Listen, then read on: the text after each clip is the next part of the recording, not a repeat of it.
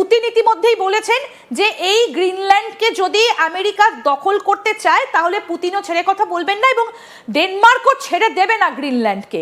তাহলে এখন কি তাহলে আবার একটা যুদ্ধের পরিস্থিতি এসে দাঁড়াচ্ছে? মানে জুন মাসে কি তাহলে এই বিরল খনিজ এবং সুস্বাদু পানীয় জল যদি গোটা বিশ্বে জলের সমস্যা হয় তাহলে গ্রিনল্যান্ড থেকে সেই জল সরবরাহ হতে পারে গোটা বিশ্বে? তাহলে কি এই দুটো কারণেই সব থেকে বেশি ইন্টারেস্টেড আমেরিকা? এটাও ঠিক, আবার এটা আছে, সেটা হলো একবারও ভেবে দেখছেন এই জিনিসটা যে মানে অবভিয়াসলি আপনারা ভেবে দেখছেন, আমার কথা বলাটাকে আপনি ভুল সেন্সে নেবেন। আমি বলতে চাইছি যে আমেরিকার এই রাগের কারণে কোথাও গিয়ে ডেনমার্ক এবং রাশিয়া দুজনের কথা বলার সুরটা একই হয়ে যাচ্ছে। কোথাও গিয়ে Europe as a greater unit একসাথে চলে আসছে, কোথাও গিয়ে USSR as a greater unit চলে আসছে, কোথাও গিয়ে এই যে প্লটিংটা ছিল, তিন বারংবার বলেছিল যে মানে Russia as a greater unit of USSR, মানে ইউএসএসআর 2.0 ইজ ভেরি ইম্পর্টেন্ট, সেই 2.0 এর দিকে ইউএসএসআর এগিয়ে যাচ্ছে।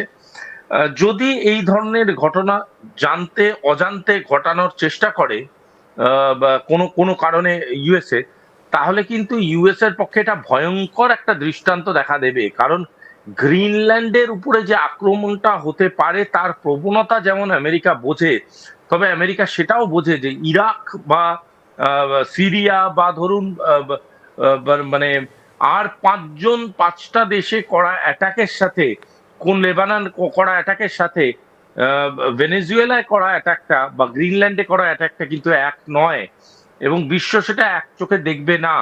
এই তেলের খনি নিয়ে যেই বক্তব্যগুলো ওনারা রেখেছেন, গ্রিনল্যান্ডের খনিজ নিয়ে যে বক্তব্যগুলো গোটা বিশ্ব রাখছে, সেটা প্রমাণ করছে গোটা বিশ্ব কিন্তু এটাকে কাউন্টার করতে এখন প্রিপেয়ার্ড। আর যদি সেটা হয়, আমেরিকা কিন্তু আরো অর্থনৈতিক লসের মুখে গিয়ে পড়বে যদি এখানে কোনো কাইনেটিক অ্যাক্টিভেশন সৃষ্টি হয়।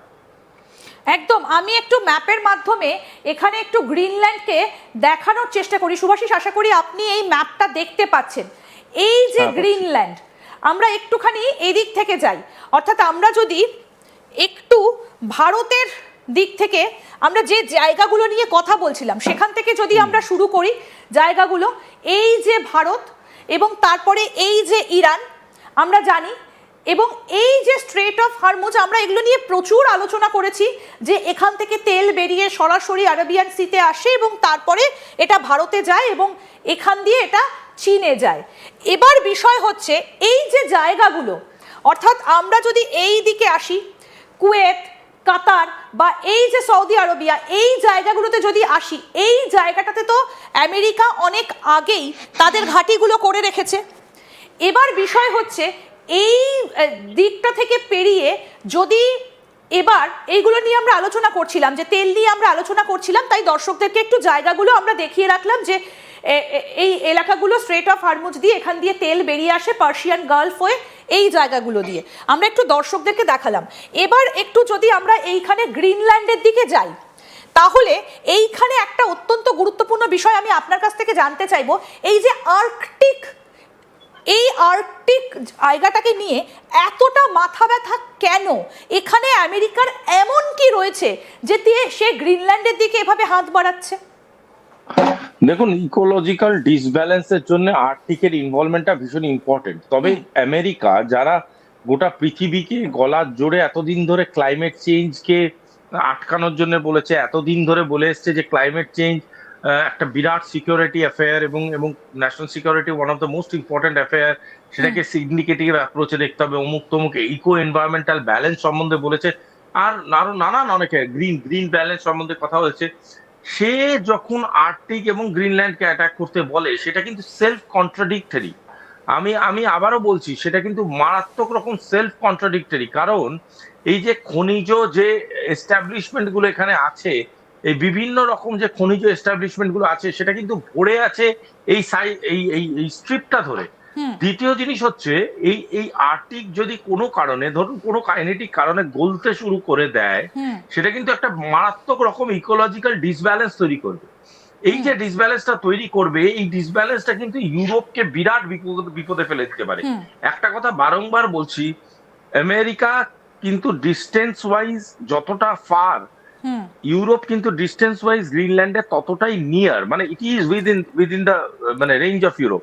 আমি একদম দেখিয়ে দিই, এই যে ইউনাইটেড কিংডম, আপনি বলতে বলতেই আমি ডিসটেন্সটা দেখিয়ে দিয়েছি, এই যে ইউকে ডিসটেন্সটা গ্রিনল্যান্ড এবং ইউএসএ যখন মানে আমি আবারও বলছি, ইউএসএ যদি কোনো না কোনো ভাবে এটার মধ্যে ঢোকার চেষ্টা করে, এই যে ডিসব্যালেন্সটা তৈরি হবে, এই যে একটা ইকোলজিক্যাল ডিসব্যালেন্সটা তৈরি হবে, এই ডিসব্যালেন্সটা কিন্তু সাংঘাতিক রকম ভাবে কিন্তু এফেক্ট করে যেতে পারে ইউরোপকে।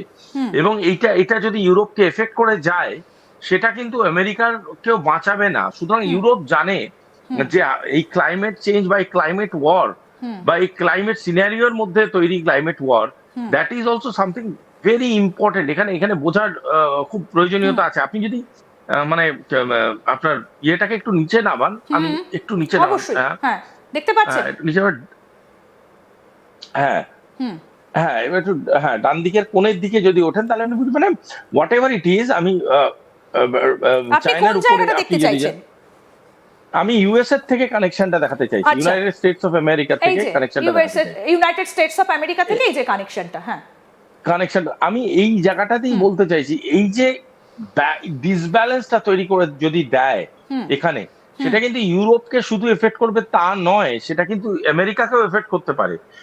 এবং সে অর্থে আপনি বলতে পারেন ইন্ডিয়া অনেকটা দূরে, বা এশিয়ার যে কনসার্ন টেরিটরিটা সেটা অনেকটা দূরে।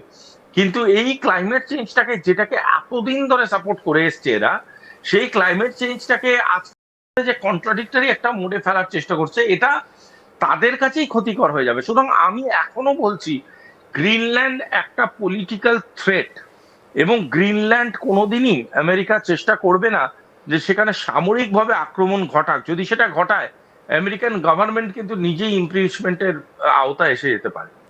একদম। এবং খুব অদ্ভুতভাবে আমি যদি এইখানে একটু ম্যাপগুলো ধরে যদি একটু আলোচনাতে আসি, এই যে গ্রিনল্যান্ড কিন্তু একটা দেশ নয়। খুব অদ্ভুতভাবে সুভাষী, সেটা খুব ইন্টারেস্টিং বিষয় যে সে হচ্ছে ডেনমার্কের একটা জায়গা, ডেনমার্কের একটা কলোনি। যদি আমরা শুদ্ধভাবে বলি, ডেনমার্কের হচ্ছে একটা কলোনি, এই হচ্ছে গ্রিনল্যান্ড।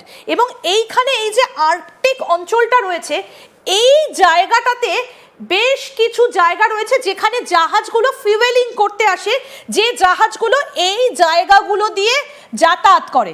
সুতরাং এইটাকে যদি আমেরিকা দখল করে নেয়, তাহলে এই অঞ্চলটার ওপরও একটা কিন্তু বড় প্রভাব পড়ে যাবে।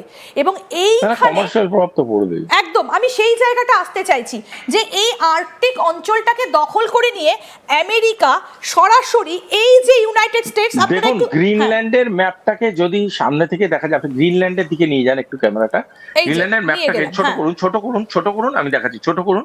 গ্রিনল্যান্ডের ম্যাপটাকে যদি একটা ভি আকৃতিতে তলাটা দেখা যায়, ভি আকৃতিতে ভি আকৃতিটা, এই ভি আকৃতিতে যেমন আপনি বলছেন বন্দর এবং ফুয়েলিং রিফুয়েলিং স্ট্রাকচারিং এইসবের কথা, এই ভি আকৃতিটা কিন্তু বিভিন্ন রকম খনিজ পদার্থে ভর্তি।